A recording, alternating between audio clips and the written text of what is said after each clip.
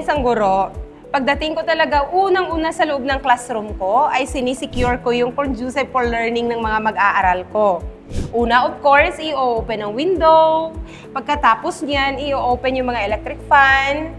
Titingnan yung mga chairs, kung mayroon mang alikabok, lilinisin, at saka magiging masaya talaga ako kasi excited ka bago yung building mo, bago yung classroom mo. So, sino ba naman yung teacher na hindi masaya? Nagtuturo po ako ngayon ng Science Grade 5. At dito sa loob ng classroom na ito ako nagtuturo. Isa ding mararamdaman ng isang guro, yung pinakamasaya ka na nakikita mo, talagang safe yung mga mag-aaral mo. Hindi naiinitan, masaya dahil mailiwalas ang classroom, masaya dahil maliwanag, kumpleto yung mga pasilidad, may mga electric fan. Yun talaga yung sinisecure ng isang guro na katulad ko po.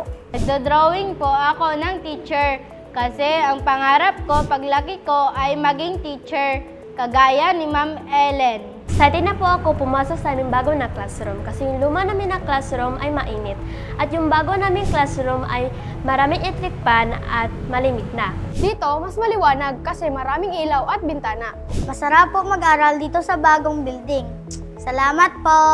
Makikita ko talaga na maaabot ng mga mag-aaral ko yung kanilang pangarap sa buhay dahil sa tulong ng SM Foundation, nagkakaroon kami ng maganda, maaliwalas sa pag-aaral sa loob ng building na ito.